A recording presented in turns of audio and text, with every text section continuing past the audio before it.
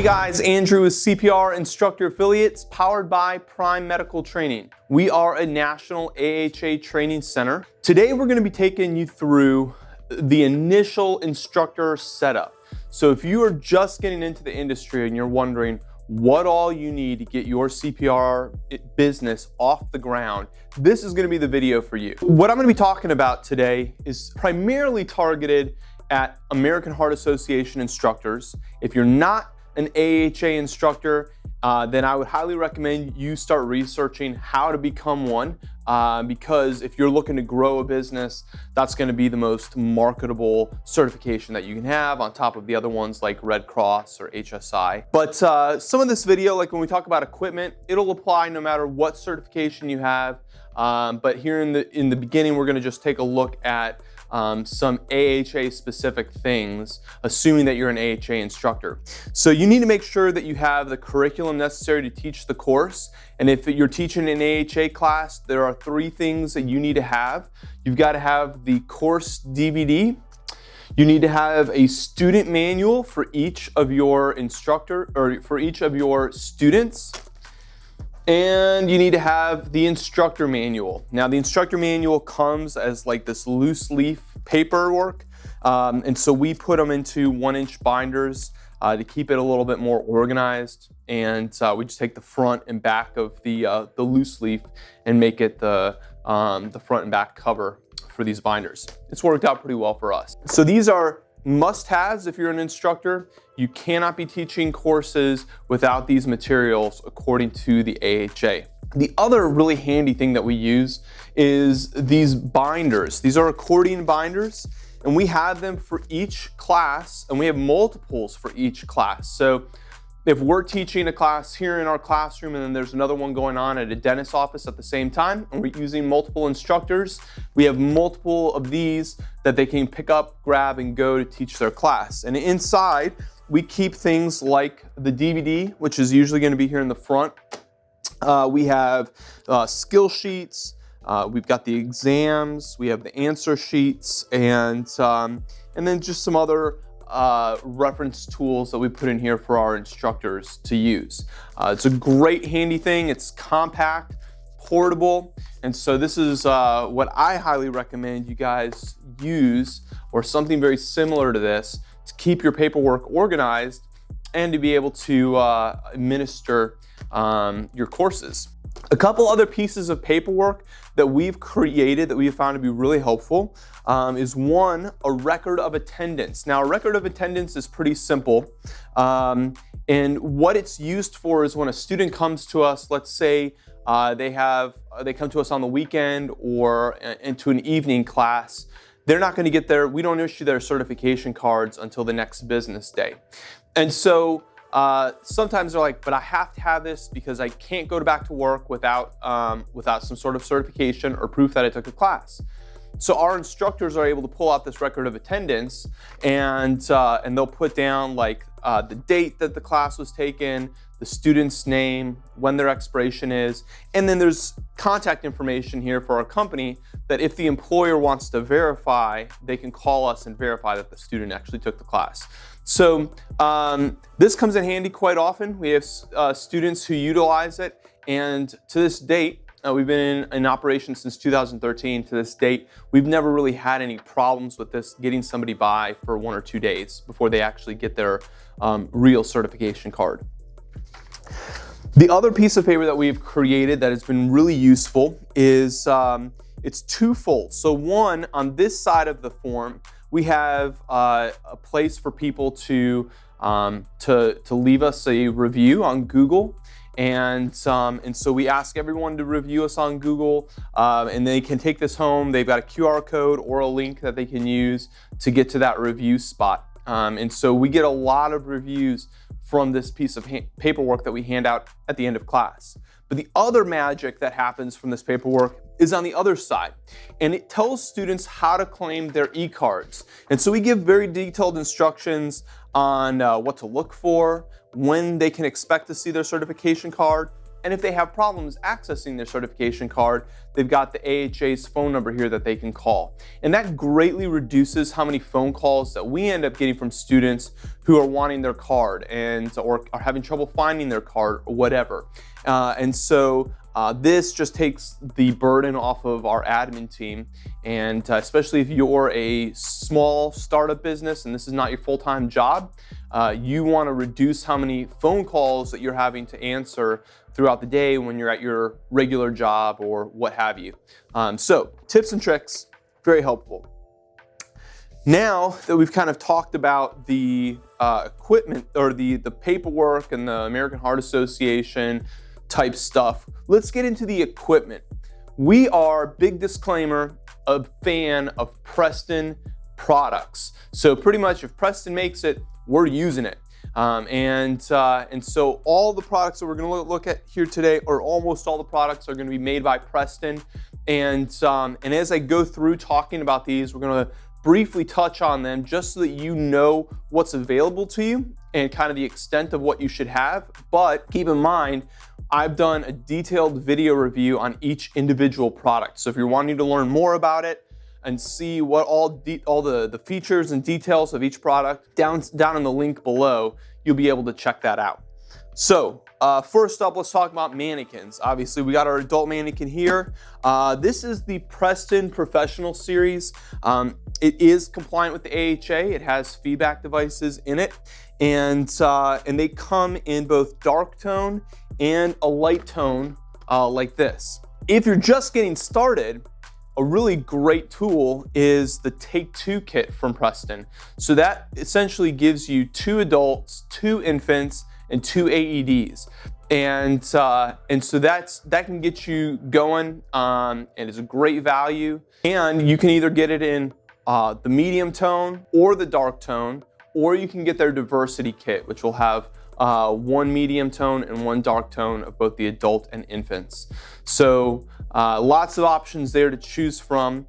However, if you're looking for a more economical solution, you also have the ultralight version. So the ultralight version comes in a pack of 1 or a pack of 4. And you'll know this right here is the 4-pack. And as you can see, it's almost the same size as the Professional Series. So if you're looking for something that's more portable, a little bit more affordable, you have this ultralight mannequin that you can purchase, and it's a great solution for people that are looking to save space or money.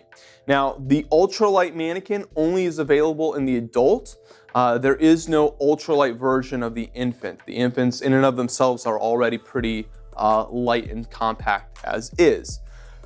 All the mannequins that I've talked about so far do have feedback devices in them and are compliant with the AHA's rules and regulations.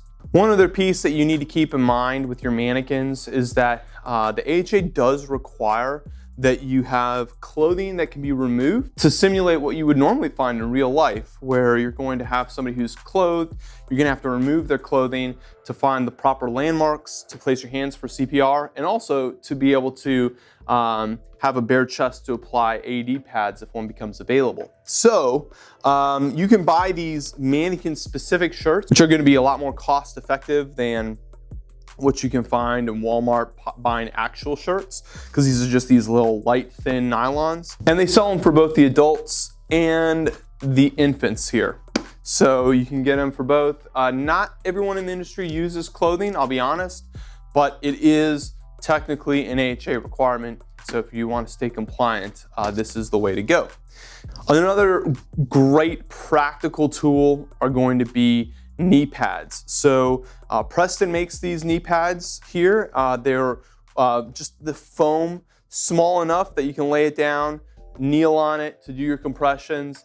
These come in handy, even on carpeted surfaces. Sometimes that's not enough cushion, but certainly when you're going out and teaching at like a doctor's office or a school, more than likely they're going to have hard floor.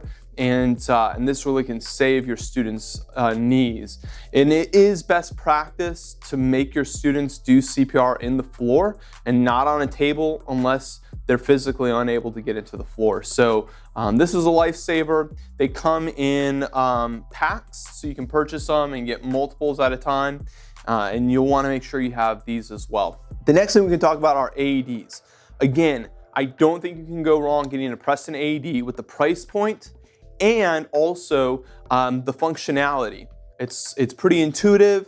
It gives you feedback, real-time feedback based on the student's actions, and you can watch videos that I've done on both the professional series and the ultralight series to see what I mean by that. Now, the professional series is, as you can see, a little bit larger than the ultralight. It also comes with some more advanced features, which I mentioned in my review of it. And so it's up to you which one you want to get, but they're both great. We've kind of gravitated now towards just purchasing and using the ultralights because of the size and because of the price point. That's been our go-to. Now, if you're teaching BLS classes, the other thing that you're going to need are some bag valve masks in both adult and infant.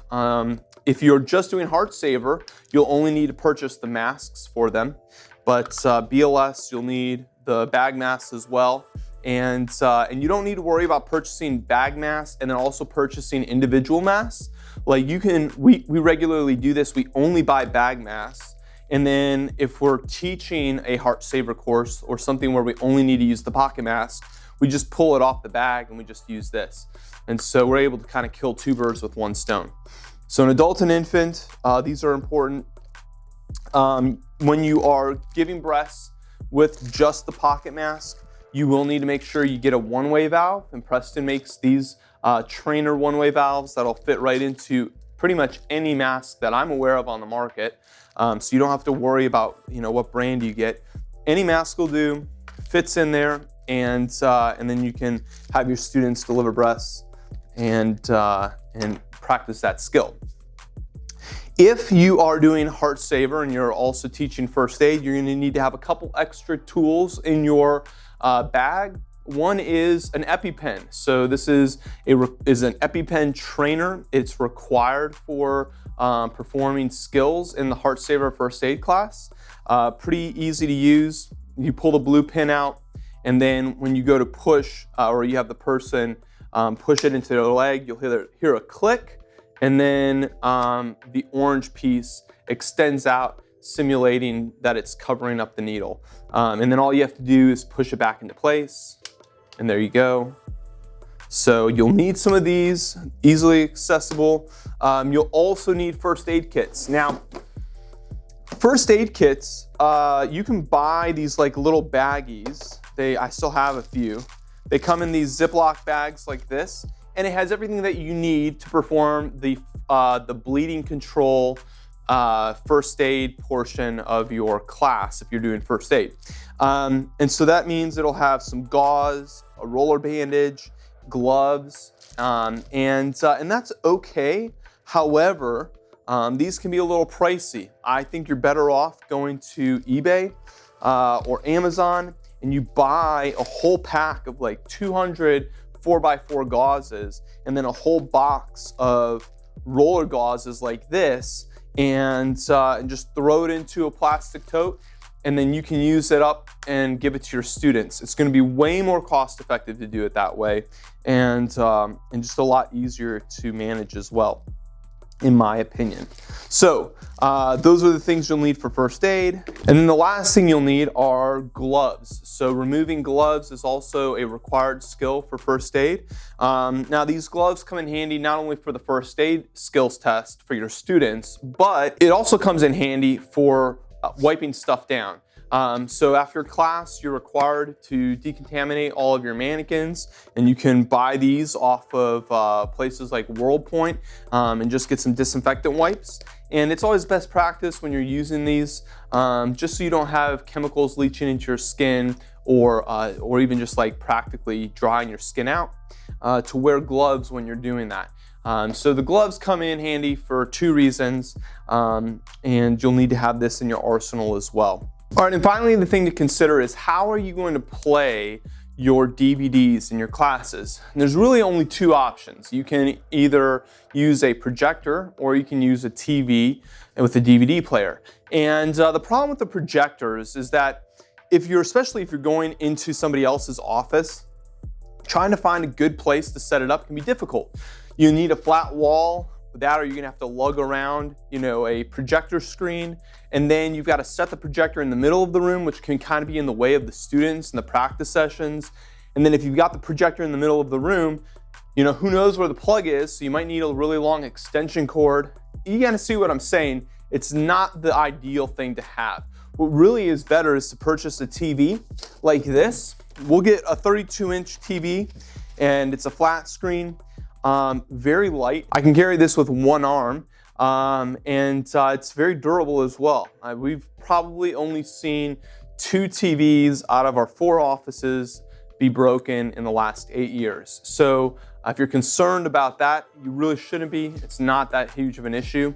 And the other thing that we'll do is we just stick inside the box here the DVD player. We'll stick the like a small extension cord, an HDMI cable, and then the 2 remotes. And it fits really nice. You pull it out when you get to class and just set it up somewhere on a wall or a table, and so where there's an outlet, plug it in and you're good to go. So that's my recommendation. It's worked really well for us and has been a successful model. I would really encourage you to steer clear of the projectors.